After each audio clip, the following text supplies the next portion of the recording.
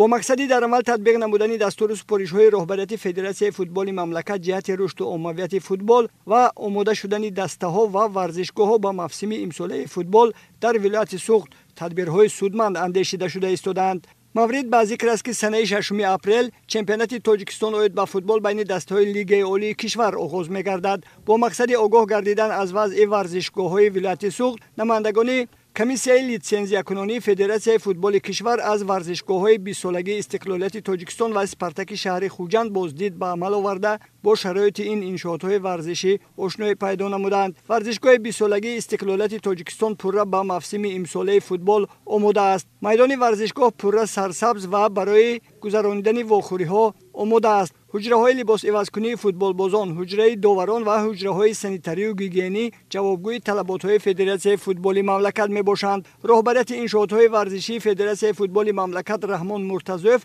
عقیده خود را عاید این ورزشگاه چنین بیان نمود: این ورزشگاه و این میدان برای بازی گذراندن آماده است. حجره‌های لباس عوض‌کنی، حجره داوران، میدان، همه اینها برای گذراندن بازی موسم نو 2024 همچون دسته خوجند صاحب خانه آمده است.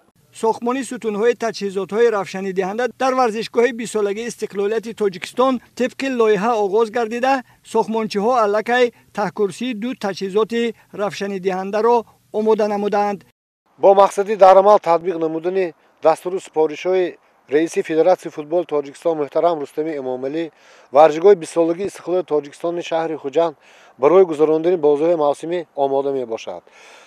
اینچنین اتاق‌های لباس عوض‌کنی آماده، همچنین برابری در میدان بازی فوتبال کاربری کرده ایستادن کارمندان ورزشگاه 20 سالگی استقلال تاجیکستان برای سبز و خرم نمودن گرد و اطراف، نهالشینانی، رنگ و بارکنی، باز دیگر کارها شده ایستاده.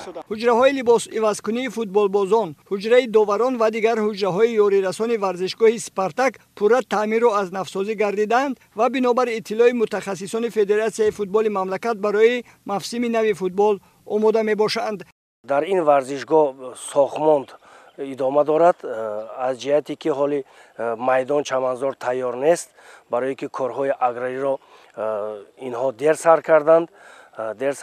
برای همین ما خیلی که از نظر گذاردیم حجره لباس عوض‌کنی دسته ها تیار است، دیگرگونی شد. این ورزشگاه برای بازی خانگی دسته اسخط امروز آماده نیست.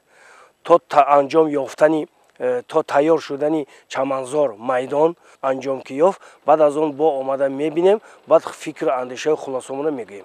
بنابر اطلاع رئیس شهر خوجند در نشستگاه‌های ورزشگاه تا آخر ماه اپریل پورا کرسی‌های زمانوی نصب گردیده، پنجره‌های اطراف ورزشگاه برقرار کرده می‌شوند. در ورزشگاه فرودگاه شهر خوجند نیز کارهای تعمیر و برقرارسازی با مرام ادامه دارند. بنابر اطلاع رهبریت فرودگاه بین المللی خوجند و دسته پرواز، این ورزشگاه نیز تا آغاز موسم فوتبال پورا تعمیر و از نوسازی شده برای گذراندن واخوری‌های خانگی دسته پرواز آماده می‌گردد. نماینده کمیسیون لیتسنزیا کنونی فدراسیون فوتبال مملکت رحمان مرتضویف با مسئولین ورزشگاه‌های ولایت سوخت جهت اصلاح کمبودی‌های جای داشته دستور و مصلحت داده، ابراز نمود که باید روزهای نزدیک ورزشگاه‌ها پورا برای گذراندن واخوری‌ها آماده شوند. گروه لیتسنزیا کنونی فدراسیون فوتبال تاجیکستان با مقصد آگاهی پیدا نمودن از وضع ورزشگاه مرکزی شهری استرافشان به این ورزشگاه تشریف آورد. چنانکه که ضمن بازدید معین شد، عین زمان کارهای تعمیر و برقرار کنی در این ورزشگاه ادامه دارند. میدان ورزشگاه سبز گردیده از سبب سردی هوا هنوز برای بازی آماده نیست. اتاق‌های لباس عوض‌کنی فوتبال بازان و حجره‌های سانیتاری و گیگینی در حالت خوب قرار دارند. قید کرده شد که دیرکتوری ورزشگاه و دیرکتوری کلوب فوتبال استرافشان وظیفه به دوش داشته خود را اجرا نموده ایستادند. نسبت میدان کارهای اگراری کردگی، کارهای اگراری دسته استرافشان دیرکتوری ورزشگاهی بختیار خالیکوف کردگیان، دارو هم پاشیدن، قوم هم کردن، همه شدگی. لیکن از جهتی که باد و هوا این میدان امروز برای بازی که روزی 12 به این میدان و در میدان خود بازی دارند، این میدان برای بازی آماده نیست. حجره های لباسی عوض‌کنی در سطح بلند нисбати иҷрои либосикунӣ ягон мушкил нест. Лекин як мушкили дигар ҳаст, ки дар ҳуҷраи доваро ягон чи нест. На як мебел, на компютер, ки комиссар омада корбарӣ кунанд. Ягон чи ҳоло нест.